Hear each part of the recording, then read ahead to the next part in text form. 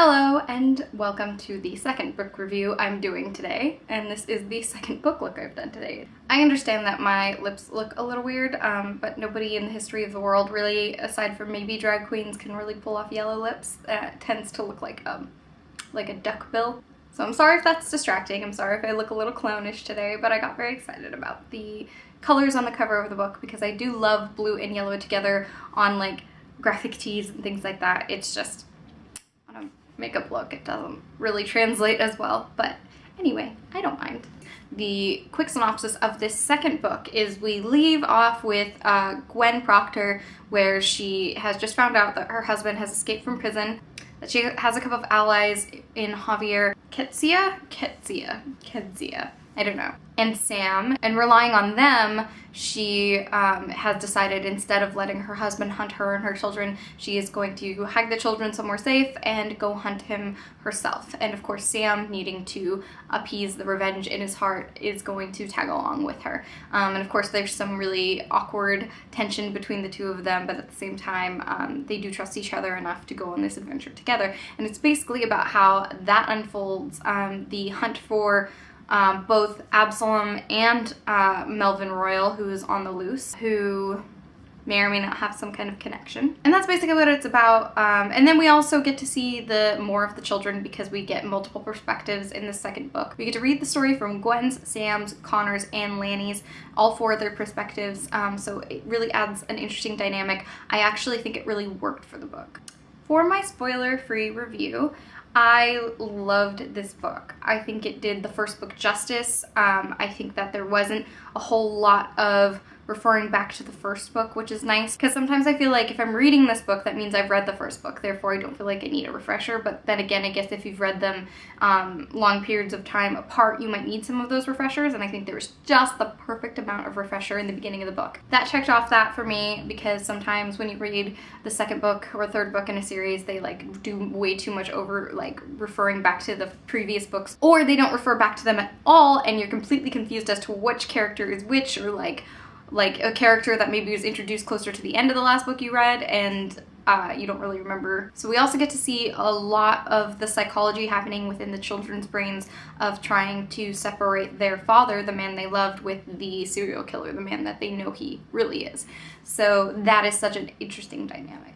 I had a lot of the same feelings about the second book that I did the first book. I feel like this whole story was written out as one giant novel, and then probably Rachel Caine's editors were like, you know, we should split these up because otherwise it's going to be too much of a story. And I would agree with that. Like, that first section definitely seemed like, you know, pre-intermission, and then the second book seemed post-intermission like style. Like, I think it was really well thought out to do two books instead of one long novel. And then I like that we were able to transition from just having Gwen's perspective to having four different perspectives in the second book of Sam, Lanny, and Connor, and Gwen. And with that aspect in mind, I thought that each of the four voices in the series had their own voice. I think they were very separate, very distinct. The only thing that I think Rachel Caine probably like leaked a little bit of either herself or the other characters in was Connor, because Connor was, though well-read, a little bit more articulate in his inner monologue specifically than I think a 10-year-old would be. But I also feel like that's a little bit necessary, because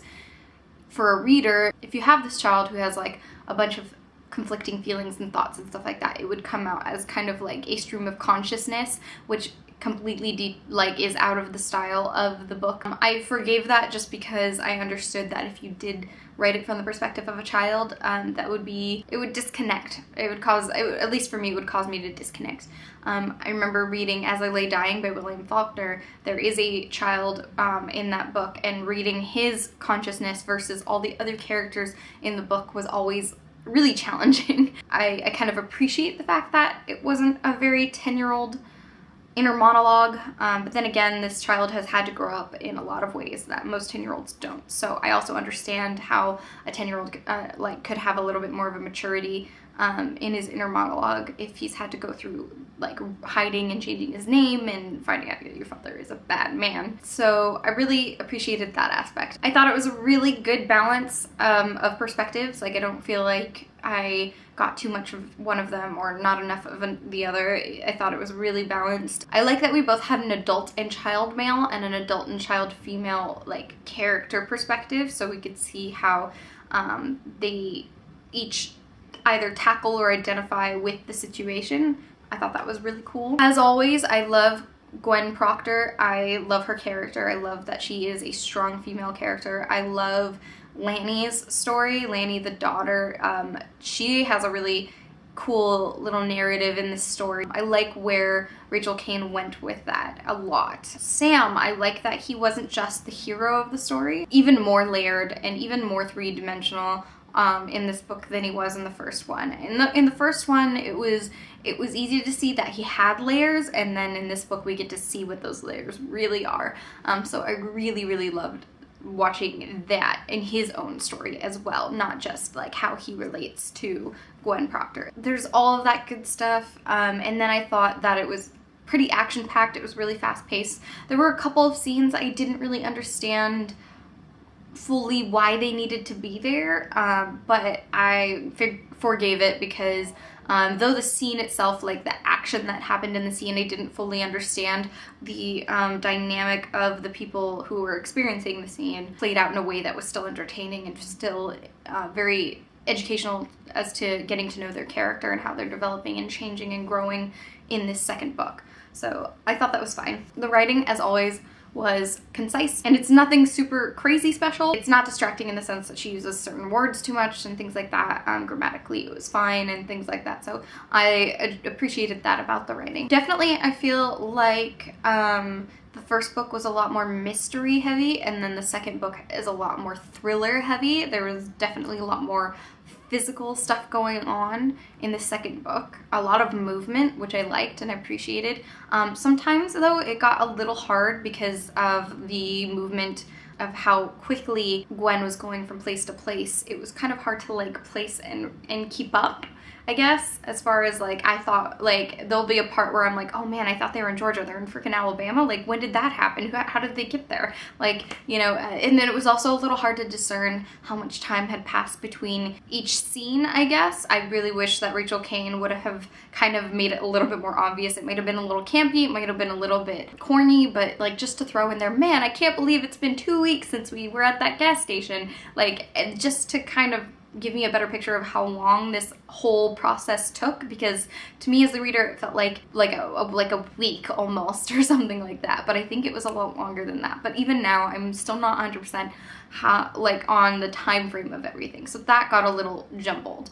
So that's like one of my only gripes with the writing itself. But honestly, keeping up with where they are is not that important to the story, to be 100% honest. She could have been writing any location, and it's just what happens at each location that's important. I gave this one a 4-star rating, the same as I gave the first book, because like I said, it didn't blow my mind, but it was really good and I enjoyed it. I thought it was super entertaining. If nothing else, these books are really entertaining. There is a little bit more romance in this second book, some conflicting hearts and stuff like that, and I really enjoyed that part of the story. That's going to conclude my spoiler-free part of this video. So if you have not read the book, go no further, go and read it, come back, and we will discuss. So I'm going into the spoilery discussion, so just warning, there are going to be spoilers from this point on. I discussed this in the first video, so I feel like if you haven't watched that video, you probably should have by now, but I definitely loved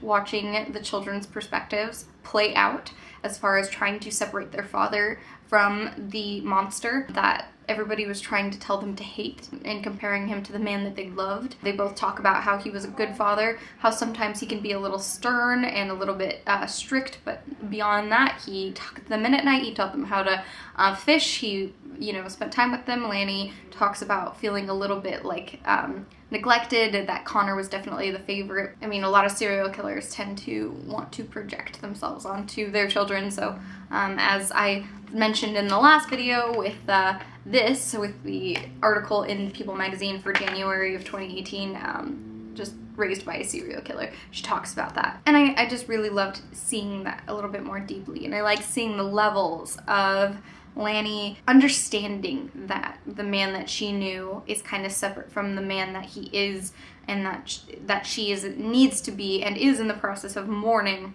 the man that she knew, and letting it sink in that the reality is the man that he actually is, which is a serial killer. And I like that we go a little bit younger with Connor at the 10, 11-year-old age range, and he just cannot.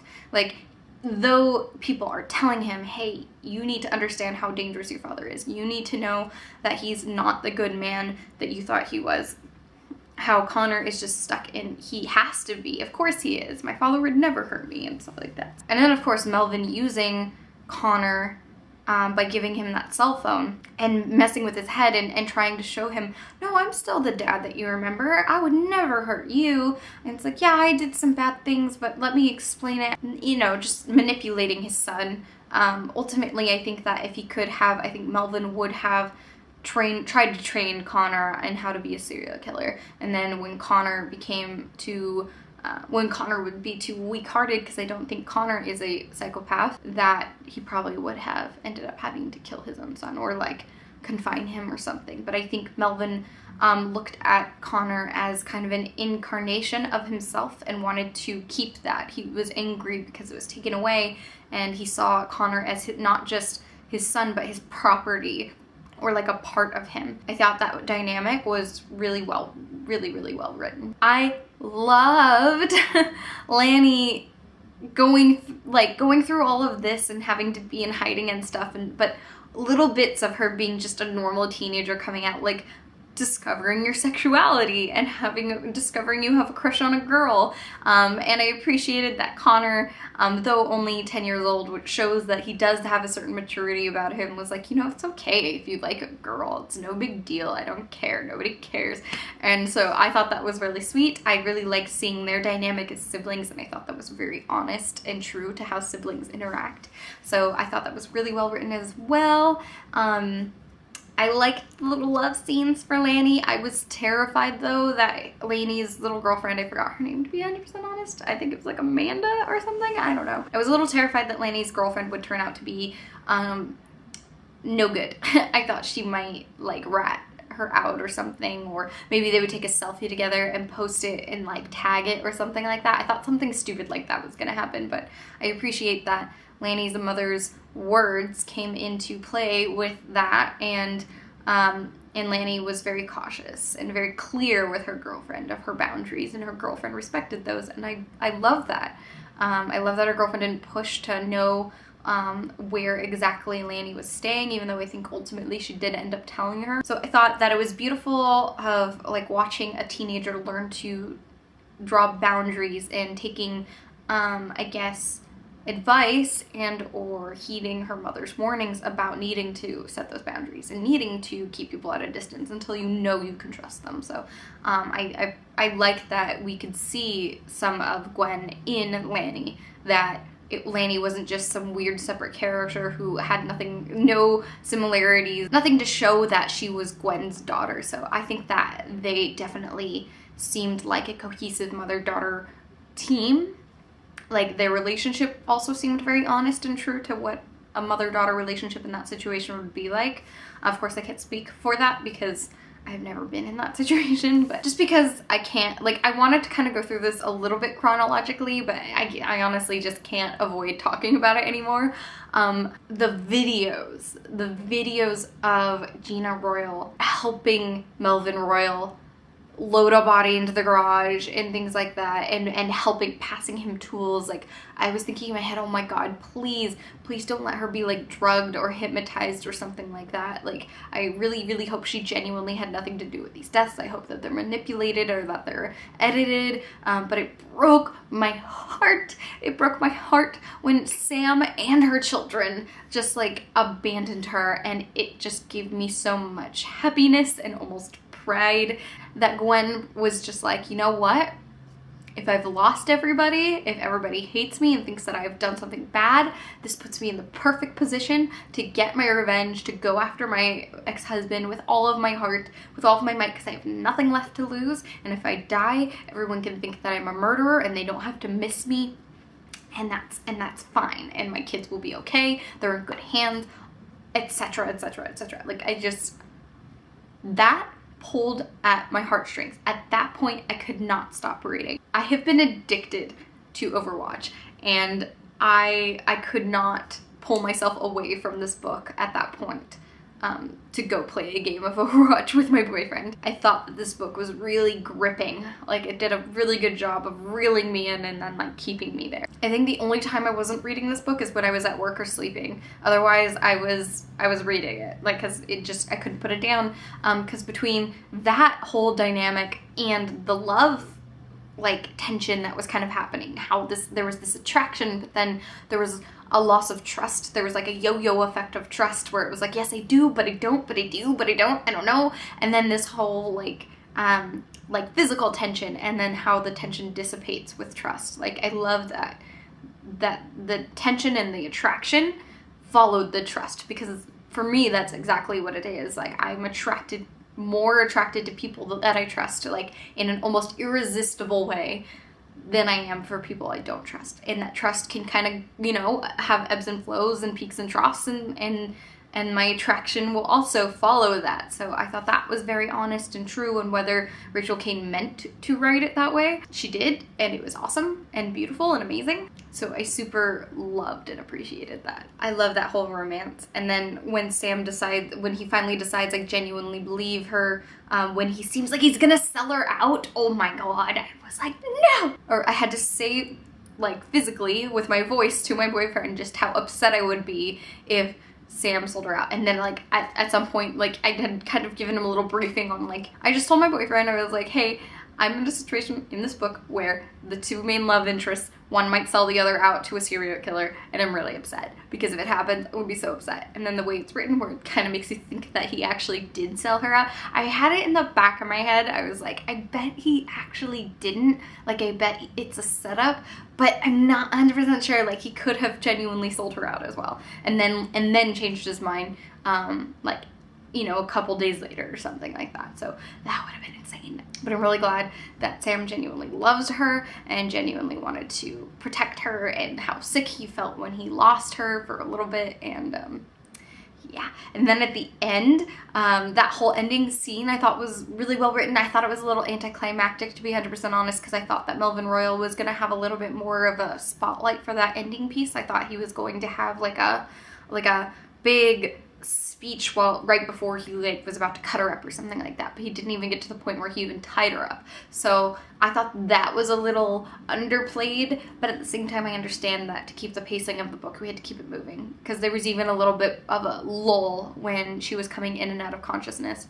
and I remember thinking, well, this is a little bit slow, and I'm not as involved in this, but I mean, I am still pretty involved in what's going on. Whole ending scene, I thought it was so smart of Rachel Caine to have Gwen stab Melvin in the eye, and for Melvin to be smart enough to just drop to the floor and pretend to play dead.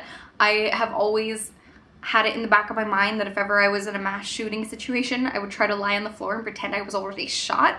But I doubt that I would actually do that, because fight or flight instincts and adrenaline and stuff would probably prevent me from actually doing that properly. So, but that in my head has always been my initial instinct. And so apparently I think like a serial killer, well, a fictional serial killer.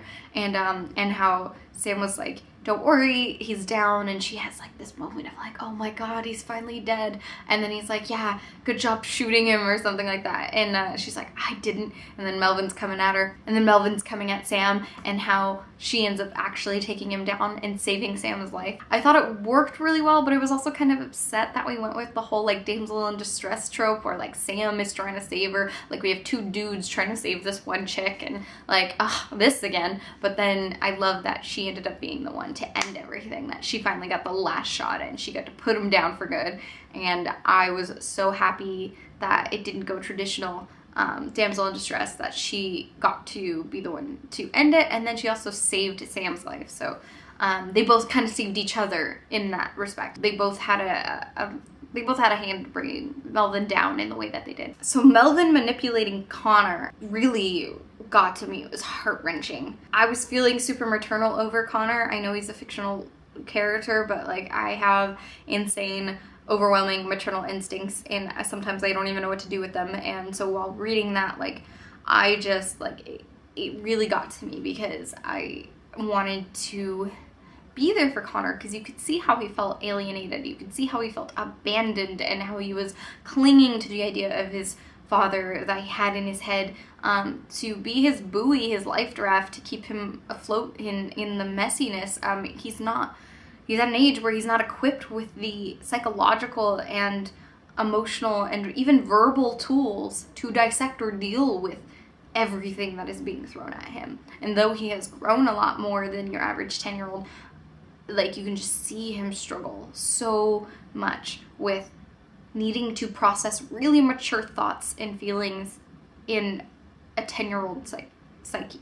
And I think that struggle was portrayed so well, especially with the phone and whether or not he was going to turn it on, and how he was testing and pushing the limits, as children do, to like see how far he could go before either he would snap or he would get caught. And I think that also showed a little bit of his father in him, like how he could identify, like maybe I'm a lot more like my father than I thought I am, because that's definitely what Melvin Royal was doing. He was pushing the envelope and testing how far he could go and how long he could go without being caught, and that dynamic of showing how they are alike. But Connor experiences remorse and he experiences guilt, and those are really important aspects to show that he is not like his father. So we know by the end of I don't know, if you're paying attention, I feel like you knew that there's no way that Connor was going to end up like his father. So Absalom, the idea that Absalom was not just a person, but like a whole society, I loved. At first I thought the millionaire was really unnecessary, and then I understood, like, by the end of the book, like, where he fit into everything. I really appreciated that he got brought to justice. This book kind of broke my heart in the sense that I know that the dark web does exist, and I know that there is probably a very similar website and or place you can go on the dark web where similar things like this do happen, if not things almost exactly like this. I'm sure Rachel Caine did her research to find out some of the horrible things that probably happen on those websites, and that just made it really real. Like, I always talk about this, but the thing about fiction, and the thing that's so important about fiction, is it can take concepts that we are not ready to process as real things, like death, or, you know, abuse, addiction, things like that. Like, reading about it in fiction, watching fictional characters process it, and through them processing it ourselves can make things that are non-fiction in our life seem very, very real all of a sudden. Like with P.S. from Paris by Mark Levy, that book made the situation in North Korea really real to me. It inspired me to like want to understand it better and things like that, because I was starting to feel the responsibility of somebody in a society where I am free, especially compared to many places like North Korea. I'm free to disagree with my government and hate my president, because I do, and I'm allowed to say that openly and post it to a website and put it on a video, and this did the same thing for me with the situation that I know that human trafficking does happen, and that unfortunately really horrible things exist on the web, and I don't know what I can do about that other than being aware of it, but it does also give me that feeling of responsibility that this does happen, and I really, if I can be part of the solution in any way, I should probably try to do that. I know I can't solve all of the world's problems though, and getting too involved with too many things like this in North Korea can be very, very bad for your mental health, so I won't get too deep into it, but it did make that very real to me. So that was an aspect of this book that was really heavy for me, and I had to process, and just gave me a physical reaction, like a very, like, it put me on edge. It made me filled with anxiety and almost like guilt. I don't know how to describe that feeling, but this book brought out real emotion in me, like genuine emotion. Like when Gwen's children were disowning her basically and turning on her, I wanted to cry. I might have teared up. So I guess I sort of want to talk about the cover. The cover of Stillhouse Lake was pretty straightforward to me. It was the lake with the boat, and the boat that was probably dumping a body off the side of it and things like that. Killman Creek, I guess, is the house on the plantation. Like that must be the cover of the book, but it's a little less straightforward. It's not a cover that's like Big Fish, where there's all this symbolism that could be interpreted, that could potentially exist. So I feel like Killman Creek does not have any kind of symbolism on the cover or anything like that. At first I thought it was a little bed and breakfast that they stayed at, her and Sam stayed at, but it turned out, I thought that was going to come into play. I thought that was going to be a bigger piece to the story. So that would be a good example of a scene I feel like didn't need to happen. Like, what did happen as far as the sexual tension could have happened in a motel, which would have been on par and in very consistent with the motel travel theme that they had going on throughout the book. So like, that was one example of something that I was like, I don't really know if that was necessary, but what happened at the bed and breakfast was more important than the actual bed and breakfast itself. So really quick, I do want to talk about kind of the symbolism of boots, how boots is a very big symbol of trust and protection, how like trust and affection go in hand. I thought that was a really big theme of this book, is trust and affection, like how those two pieces interact with each other. So I thought that was really cool, because I thought boots was a really good protective symbol, as if the symbol of him being a guard dog or like a hunting dog was protecting the sanctity of trust and affection, because you see him growling and being upset, or growling and on guard when it comes to meeting new people, with the exception of Connor, who he automatically trusted and could probably empathize with a little bit. Like, maybe he could feel a little bit of what Connor was feeling, because animals are really sensitive to human emotion. So that's a really interesting, I thought that was kind of interesting. I really liked the use of Boots the dog in the book. I thought that it was a very valuable piece to tie everything together and to kind of give the reader and the people in the book, because we do need them as humans, like in our real lives, some kind of way to tell the story of that trust and affection and protection, a need for protection, without having to outright say it or type it out or write it out. So I appreciated that. That felt a little bit more deeper and a lot more three-dimensional and layered. Okay, so I think I'm gonna stop there. I think there are more things that I meant to talk about, but I didn't actually make an outline for this video, and it's getting quite late and I need to go bake some bread. So I'm going to leave you here. Please, let's discuss the books in the comments. Please tell me if you agreed with me on anything, if you wanted to talk a little bit more about any kind of symbolism or anything like that. I know I didn't talk a whole lot about Absalom and the pursuit of Absalom. So if you want to talk more about that, let me know. Let me know if you liked the books, if you liked the first or the second one or both. Let me know if you liked Gina Royal, or let me know if you like Gwen Proctor or Sam, because I know that there's a lot of people who did not enjoy Gwen Proctor's character, and I honestly think she was amazing. I thought she was strong and wonderful, and a really good mother. Just a good person who got caught in a really bad situation, but a strong person who knew she could get through the situation she was in, as long as she had somebody to protect. So I thought that was really cool. So let's talk about it in the comments and or on my Instagram. I try to be as responsive as possible. Sometimes I get back to people a little bit late, but I will respond as quickly as I can. Thank you so much for watching and discussing with me. I really appreciate the time you put into watching my videos. If you enjoyed these books, definitely give this video a like, and I will definitely see you next week. Bye!